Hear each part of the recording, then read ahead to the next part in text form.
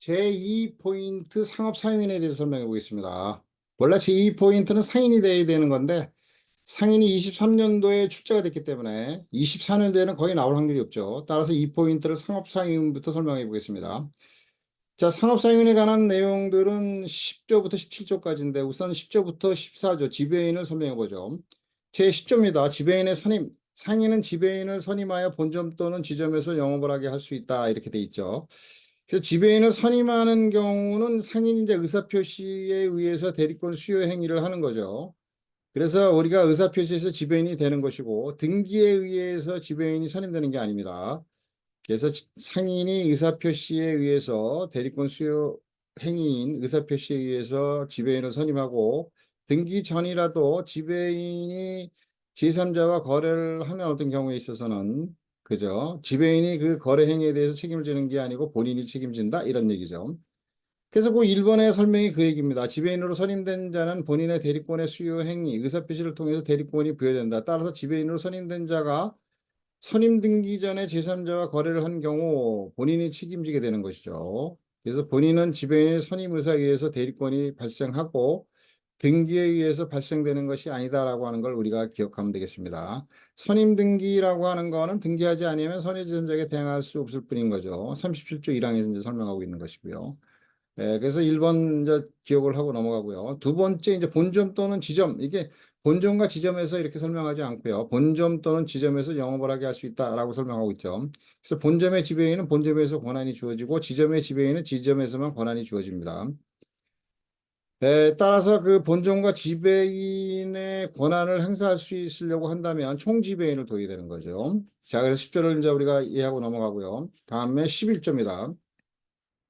지배인은 영업주에 가름하여 그 영업에 관한 재판상 또는 재판의 모든 행위를 할 수 있다. 11조 1항에서 나와 있는 거죠. 여기는 이제 영업주에 가름한다라고 하는 얘기는 우리가 그 순수한 우리가 한글인데 이 한글의 내용은 대신하다보다 더 가깝다라고 하는 거, 더 강한 권한이 주어진다라고 하는 거죠.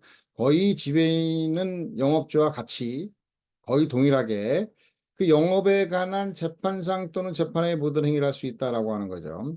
여기서 이제 우리가 특징적으로 좀 기억해 둬야 되는 것은요. 지배인 우리가 상업사용은 지배인, 부분 포괄 대리권을 가진 사용인, 그 다음에 물건 판매 전부 사용인이 있고, 그 다음에 지배인은 아니지만 그 상업사용인은 아니지만 표현 지배인 이렇게 돼 있는데, 이 지배인을 제외한 나머지 그 3자의 경우에 있어서는요. 재판상의 권한이 주어지지 않는다라고 하는 것이죠. 그래서 재판상의 권한이 주어지는 거는 그 지배인에만 있다라고 하는 걸 잘 기억해둬야 되는 것이고요. 뒤에서도 다시 한번 나오면 설명을 해보겠습니다.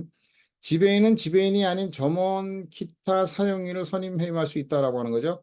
그래서 지배인은 지배인이 아닌 점원 기타 사용인을 선임할 수 있는 것이고요. 총 지배인이라고 해도 지배인을 선임할 수는 없습니다. 지배인이니까 똑같은 그죠. 본점 지배에서 영업 권한을 행사할 수 있지만 지배인이 지배인을 선임할 수는 없다라고 하는 것이죠. 좀 기억해두면 간혹 가다가 나오는 간헐적으로 나오는 내용입니다. 그 다음에 지배인의 대리권에 대한 제한은 선의의 제3자에게 대항하지 못한다. 지배인의 대리권에 대한 제한은 등기하지 아니하면 선의의 제3자에게 대항하지 못한다. 이건 틀리는 거죠. 등기와 상관없이 선의의 제3자에게 대항하지 못합니다. 이것도 우리가 같이 기억을 해두면 좋겠습니다. 그래서 지배인은 그 영업에 관한 재판상 모든 행위를 할 수 있다라고 하는 것이고요. 부분 포괄 대리권을 가진 사용인, 물건 판매 전부 사용인, 표현 지배인은 재판상의 권한이 없습니다. 이게 이제 자주 나오는 내용 중에 하나입니다. 답으로 잘 기억해두면 좋겠고요. 지배인은 이제 재판상의 행위를 할 수 있다라고 하는 어떤 내용들로만 주로 많이 시험에 출제되는데 23년도에 상업사용인 전반적인 문제가 출제가 되면서 이런 내용이 들어갔어요. 그럼 재판상의 행위는 뭐냐라고 하는 거죠. 그래서 재판상의 행위는 소송을 제기하는 겁니다. 소송 대리인으로서 소송을 제기하고 그 다음에 소송 의뢰인, 변호사를 선임할 수 있다라고 하는 거죠. 그래서 소송 제기와 변호사 선임이 재판상의 행위인데 우리가 잘 기억을 안 하고 넘어가면 뭐 틀릴 수 있는 거죠. 소송을 제기할 수 있으나 변호사를 선임할 수 없다.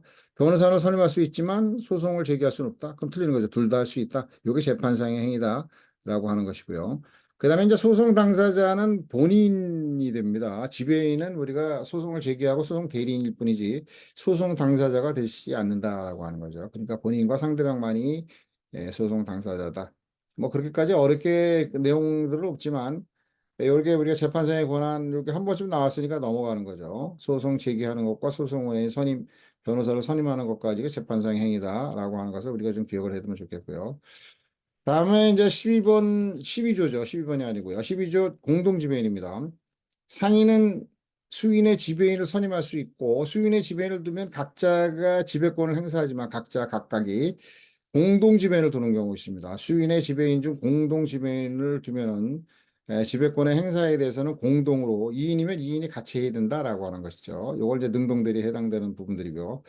실질적으로 그 지배인이 어떤 법률 행위를 할 때는 능동적으로 같이 해야 되는 거고 상대방으로부터 의사 표시 등을 수령받을 때는 수동대리라고 하는데 그중에는 2인 이상의 지배인이 있더라도 1인에게만 하면 되는 거죠. 그게 2항에서 나오는 겁니다. 전항의 경우에 지배인 1인에 대한 의사 표시는 영업주에 대해서도 효력이 있다. 수동대리입니다. 이건 일본에서는 이제 공동으로 행사하게 할 수 있다라고 하는 건 이제 공동으로 안 하고 1인이 하면 안 되는 거죠. 공동 지배인을 두는 경우에. 그것이 이제 우리가 그 공동 지배인의 의미입니다. 다시 이제 정리하면 수인의 지배인은 각자가 대리권을 행사하는 것이고요. 그다음에 공동 지배인은 공동으로 대리권을 행사하게 되는 것이고요. 공동 지배인을 둔 경우에 의사표시를 지배인 중 1인이 의사표시를 수령한다고 해도 영업주에 대해서 효력이 있다. 이렇게 기억을 하면 좋겠습니다. 자, 그 내용들이 이제 그 같이 연결되는 거. 수인의 지배인이 선임된 경우 각자 독립된 지배권을 갖는다라고 하는 것이고요. 수인의 지배인이 공동 지배인을 선임한 경우에만 공동으로 지배권을 행사한다라고 하는 것이고, 물품 매매 계약의 체결은 능동대리입니다. 그래서 공동으로 해야 되는 1인이 하면 안 되는 거죠. 수인이 지배인이 같이 해야 되는 것이고, 잔금 지급이죠. 잔금 지급은 이제 수동대리에 해당되는 것이고, 되기 때문에 공동 지배인 중 1인에게만 하여도 그 효력이 본인에게 발생한다라고 하는 것이죠. 이런 것들이 이제 시험에 출제된 것이니까 한번 우리가 검토해보고 넘어가는 거예요. 또 다시 나온다라고 하는 건 아니지만 혹시라도 이런 것들이 나왔을 때 우리가 틀리면 안 되는 거죠. 그 다음에 제13조입니다. 지배인의 등기죠. 상인은 지배인의 선임과 그 대리권의 소멸에 관해서 그러니까 지배인의 선임 종임에 대해서 등기사항인데 그 지배인을 둔 본점 또는 지점 소재에서 등기해야 한다라고 하는 거죠. 그래서 본점의 지배인은 본점에서만 등기하고 또는이니까 지점의 지배인은 지점에서만 등기한다라고 하는 겁니다. 그래서 우리가 37조의 경우에 35조죠. 37조가 아니고 35조의 경우에 있어서 본점에서의 등기한 사항은 다른 규정이 없으면 지점에서도 등기해야 된다라고 하는 거죠. 원칙적으로 하면은 본점의 지배인의 선임에 등기를 하면 지점에서도 해야 되는데 이 13조에 의해서 예외가 인정이 되는 거예요. 지배인의 선임의 경우에 본점의 지배인은 본점에서만 하고 지점의 그 지배인은 지점에서만 등기한다라고 하는 게 35조의 예외적인 규정이다라고 하는 것을 우리가 기억하면 되겠고요. 그러니까 전조의 1항에 관한 규정한 사항과 그 변경도 같다라고 하는 거는 공동지배인의 경우도 이제 등기사항이고, 그 다음에 이제 변경의 경우는 다 같이 등기해야 된다라고 하는 거죠. 그래서 13조의 규정은 35조에 대한 예외다라고 하는 것이고요. 본점의 지배인은 본점에서 등기해야 하고 본점에서만 그 권한이 있고 지점의 지배인은 지점에서만 등기해야 하고 지점에서만 그 권한이 있다라고 하는 거죠. 그래서 본점 지점 모두에 권한이 있는 총지배인을 두어야 합니다. 두 개의 권한을 행사하게 하려면. 그다음에 이제 두 번째 기억을 해두면 지배인의 선임 중이면 등기사항이 되는 건데 그 외에 부분적 포괄적 대리권을 가진 사용인 그죠? 포괄 대리권입니다. 여기 부분 포괄 대리권을 가진 사용인과 점포 사용인의 선임 중이면 등기사항이 아니다. 이건 좀 고치세요. 포괄 대리권, 그 대리권이 들어가야 되는 거고요. 그 다음에 이제 표현 지배인도 뭐 당연히 뭐 등기와 상관이 없는 거죠. 등기사항이 아니다. 그것도 이제 까다로운 문제로 간혹 가다 나왔었는데 최근엔 잘 안 나오긴 하지만 좀 기억하고 넘어가라 이런 얘기죠. 그 다음에 이제 표현 지배인입니다. 본점 또는 지점의 본부장, 지점장 그 밖의 지배인으로 인정될 만한 명칭을 사용하는 자는 본점 또는 지점의 지배인과 동일한 권한이 있는 것으로 본다라고 하는 거죠. 그러나 재판상의 행위에 대해서는 권하지 아니다. 이거 시험에서 다루고 많이 나오는 표현 지배인의 경우에는 본점 지점에서 재판상 재판에 모든 권한이 주어진다. 이러면 틀리는 거죠. 동일한 권한이 있다라고 하는 거는 재판 외의 행위에 대해서는 권한이 주어지는데 표현 지배인의 경우도 재판상에 의해서는 주어지지 않는다라고 하는 거죠. 재판상행위에 주어지는 권한이 주어지는 자는 지배인밖에 없다라고 하는 거죠. 그다음에 상대방은 악의인 경우에는 적용하지 아니한다. 이런 것도 뭐 우리가 간혹 가다 나오니까 좀 기억해 두면 좋겠고요. 그다음에 15조입니다. 부분적 포괄 대리권을 가진 사용인이다라고 할 때, 요거는 이제 우리가 영업부장, 격리부장 그러면은 그 파트가 되는 거예요. 그 파트에서만 우리가 권한이 주어지는 걸 우린 부분 포괄 대리권을 가진 사용인이다라고 하는 거죠. 포괄 대리권을 가진 사용인은 지배인이고요. 부분 포괄 대리권을 가진 사용인은 이제 여기 그 우리가 영업부장, 격리부장을 생각하면 되겠습니다. 영업의 특정한 종류 또는 특정한 사항에 대한 위임을 받은 사용인은 이에 관한 재판회에 모든 행위를 할 수 있다. 이것도 맞습니다. 재판상 재판에 모든 행위를 할 수 있다가 틀리는 거죠. 재판회에 모든 권한이 있다. 이렇게 기억하면 되겠고. 그 다음에 이제 우리가 부분 포괄 대리권을 가진 사용인에 대한 대리권의 제한은 선의점적에 대항하지 못한다. 11조 3항 그대로 준용하는 거죠. 똑같이 나옵니다. 이것도 이제 간혹 가다 나오는 거예요. 이 항은. 그런 이제 우리가 그 1항의 경우는 재판상 재판의 모든 권한을 행사할 수 있다. 이런 것들을 이제 우리가 기억해 두고 틀린 거다라고 하는 거죠. 자, 한번 보겠습니다. 물건 판매 점포 사용인에 관한 이제 16조죠. 물건을 판매하는 점포의 사용인은 그 판매에 관한 모든 권한이 있는 것으로 본다. 우리가 물건 판매 점포 사용인의 경우는 대리권이 없습니다. 그러나 이제 점포가 있으니까 그 점포에서는 모든 권한이 있는 것으로 본다라고 하는 게 이제 의지하는 건데, 본다라고 하는 어떤 부분이 되는 것이죠. 그래서 이제 우리가 시험에서 지배인과 부분 포괄 대리권을 가진 사용인에 대한 선임은 영업주가 그죠 의사표시에서 대리권 수여 행위를 해야 되는 거죠. 선임 행위를 하는 거죠. 근데 이제 물건 판매 점포 사용인의 경우는 선임 행위와 관계없이 그죠 의사표시에 의해서 그 대리권의 수여 의사표시를 하지 않아도 된다라고 하는 겁니다. 시험에서 이제 까다로운 문제로 나온 적이 있다는 거죠. 자, 14조 2항의 규정은 전항의 경우에 준용한다. 악의 경우는 그죠? 상대방이 악인 경우는 적용하지 아니한다라고 하는 것이 그 내용이고요. 한번 읽어보겠습니다. 물건 판매 점포 사용에는 그의 대리권이 없는 경우에도 대리권이 있는 것으로 의제되는 자이므로 지배인이나 부분 포괄 대리권을 가진 상업사용과는 달리 그 선임의 대리권 수행이 없어도 된다. 14년도에 이제 이게 나왔던 내용들이죠. 예, 좀 기억을 해두면 좋겠고요. 그다음에 뭐 까다로운 문제로 나올 수 있는 거예요. 그다음에 물건 판매 점포 사용인은 특별한 수권 사실이 없는 한 그 점포 외에서 대금 수령 권한이 없습니다. 점포 밖에서는 안 돼. 점포에만 외관이 존재해서 모든 권한이 있는 것을 보는 것이죠. 따라 점포 밖에서는 외에서는 대리권 수령 권이 없다는 게 판례 입장이죠. 그래서 점원이 구매자의 사무실을 찾아가 영업주의 허락 없이 그죠? 구매자로부터 외상대금을 수령한 경우는 시의 비에 대한 외상대금 변제 행위는 본인 영업주에 대해서는 효력이 없다라고 하는 게 이게 나온 적이 까다로운 내용들인 거죠. 판례 입장이다. 뭐 이렇게 갑자기 이런 문제들이 튀어나오면 이제 틀리는 거고요. 그다음에 이제 또 하나 좀 기억을 해두면 전반적으로 판례에 의하면 주식회사의 기관인 상무이사는 같은 회사의 부분 포괄 대리권을 가진 상업사용인의 지위를 겸할 수가 없다. 그래서 이제 대체적으로 이제 판례의 경우는 그죠? 상무이사는 그 상업사용인의 지위를 겸할 수 있다라는 게 판례 입장이다. 근데 대체적으로 이제 우리가 이사 같으면 이제 우리 영업부장도 되고 격리부장도 같이 겸할 수 있다라고 하는 게 판례 입장이다. 이렇게 기억하고 넘어가면 좋겠습니다. 이런 건 이제 옛날에 나왔던 출제 문제이긴 판례 입장이기도 한데 시험에서는 자주 나오는 내용은 아닙니다. 그다음에 이제 우리가 그 제17조 내용을 보겠습니다. 상업사용에는 영업주의 허락 없이 자기 또는 제3자의 계산으로 상업사용에는 의무입니다. 이 의무는 이제 독자적인 하나의 문제죠. 전반적인 문제에서 한두 문항 들어갈 수도 있고 독자적인 문제다. 상업사용에는 영업주의 허락 없이 자기 또는 제3자의 계산으로 영업주의 영업불에 속하는 거래를 하거나 사실 금지가 된다는 거죠. 허락이 없으면. 그래서 영업불에 속하는 거래 금지, 이거는 이제 협의의 의미의 경업금지 의무라고도 얘기하고 상업사용의 의무는 그냥 통상 경업금지 의무라고 얘기도 하는데 영업불에 속한 거래 금지는 이제 경업금지 의무라고 이제 얘기를 이제 하고 있죠. 그다음 회사의 무한 책임 사원 이사 또는 다른 상인의 사용이 되지 못한다. 요거는 이제 특정 지위 금지 의무입니다. 두 가지가 있어요. 그래서 상업사용에는 영업불에 속한 허락 없이 영업주의 허락 없이 영업불에 속한 거래를 하지 못하고 금지되고 특정 지위에 취임할 수 없다라고 하는 것인데 여기서 이제 기억해 두는 게 뭐냐면은 무한 책임 사원이나 이사 또는 대리상의 경우도 똑같이 경업금지 의무를 부과하고 있는데 동종영업으로 여기 돼 있어요.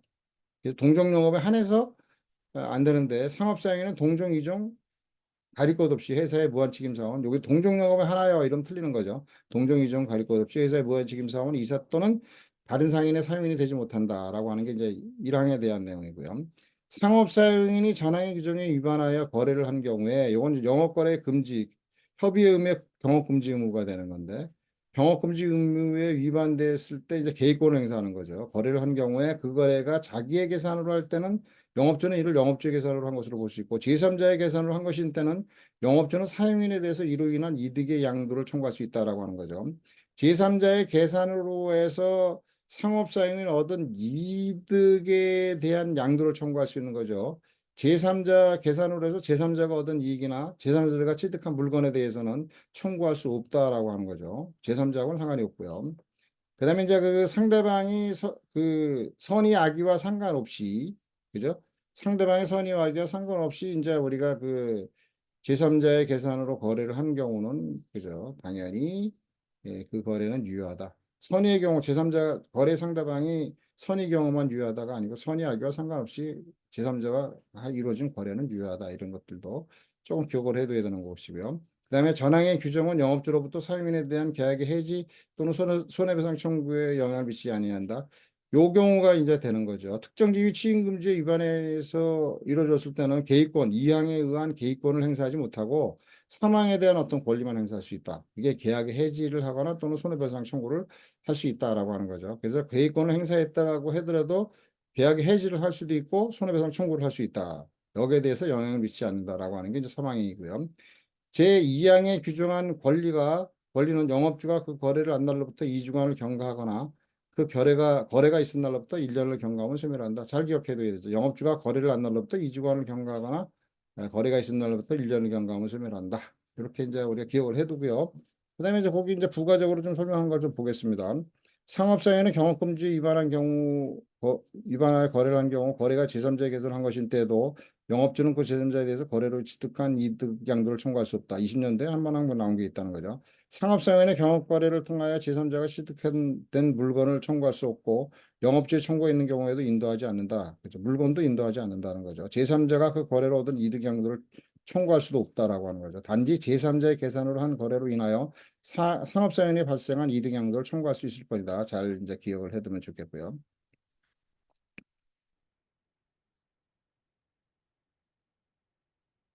그다음에 이제 세 번째요. 상업사용인의 경업금지를 위반하여 제3자가 거래를 한 경우 그 거래는 제3자 거래는 제3자의 선의하기를 불문하고 거래 상대방이죠.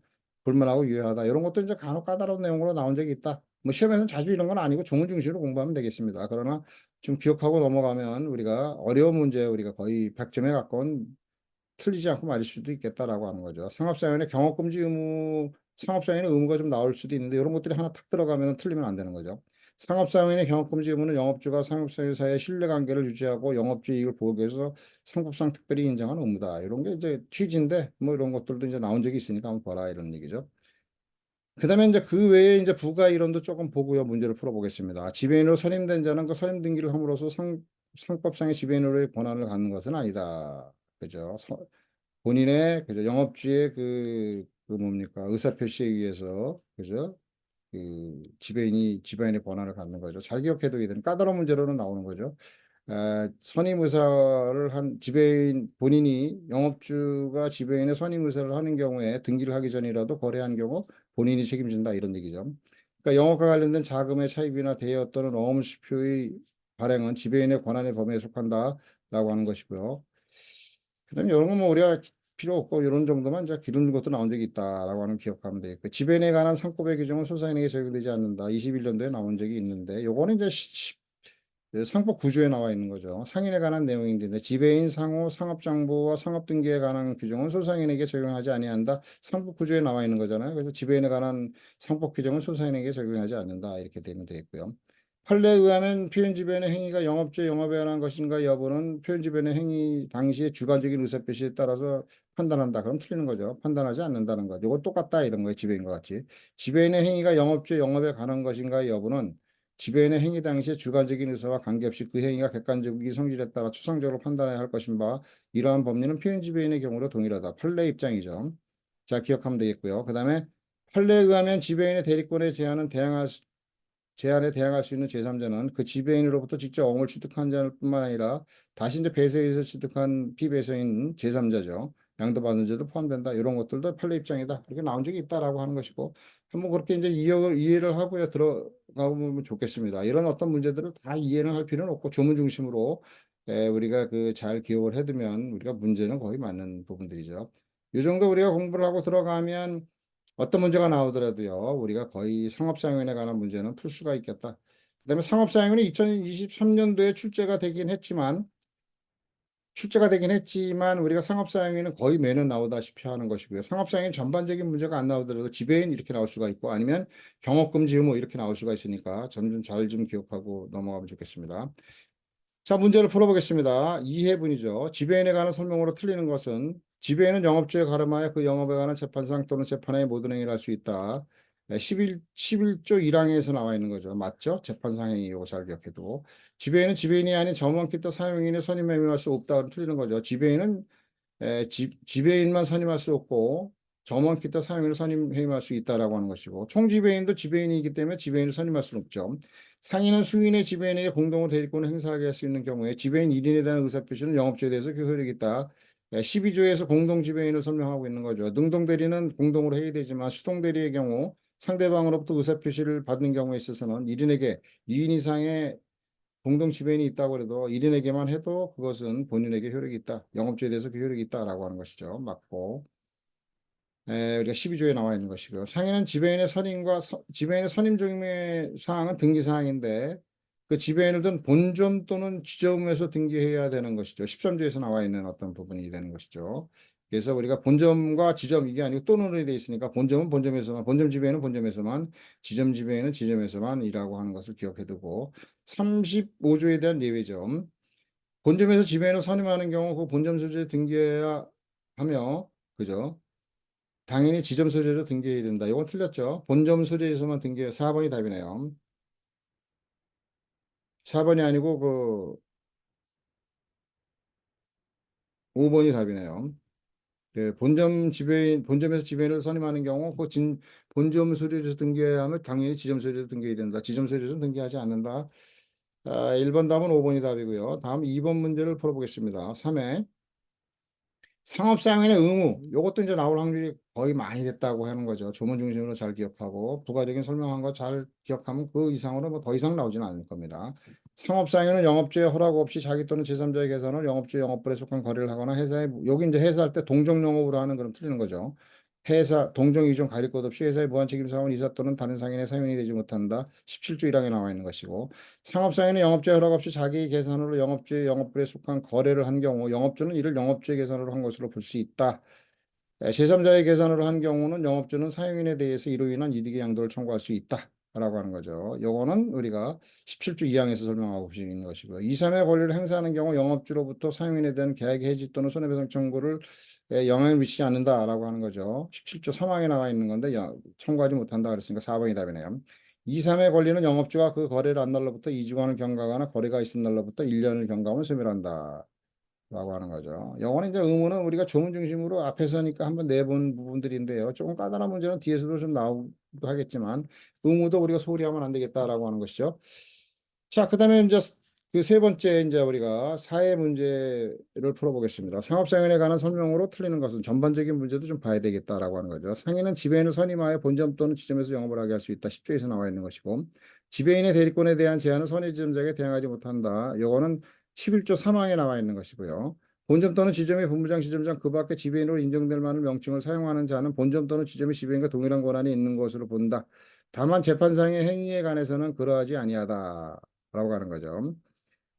요거는 이제 우리가 그 재판상 요게 이제 14조에 나와 있는 것이고요. 동일한 권한이 있다. 다만 재판상 행위에 대해서는 그러하지 아니하다. 14조 1항에서 나와 있는 거고 맞는 거죠. 영업의 특정한 종류 또는 특정한 사항에 대한 위임을 받은 사용에는 이에 관한 재판상 재판의 모든 행위를 할 수 있다. 이런 것들이 이제 틀린 문제로 나올 수가 있다는 얘기예요. 쉬우면서도 재판상의 행위는 아니죠. 이에 관한 재판의 모든 행위를 할 수 있다. 15조 1항에 나와 있는 것이고요. 부분포괄 대리권을 가진 상업사용인의 대리권에 대한 제한은 선의점자에게 대항하지 못한다. 그 2항에서 나와 있는 거. 그것도 좀 기억하면 되겠고. 물건을 판매하는 점포의 상인은 그 판매에 관한 모든 권한이 있는 것으로 본다. 16조 1항에서 설명하고 있는 거죠. 조문 중심으로 한번 쭉 나와 있는 문제고요. 여기까지 해서 우리가 다 풀어봤습니다. 자, 여기까지 설명하고 이제 다음의 문제는 우리가 뭡니까? 그 저기 상호의 문제로 이제 한번 보겠습니다.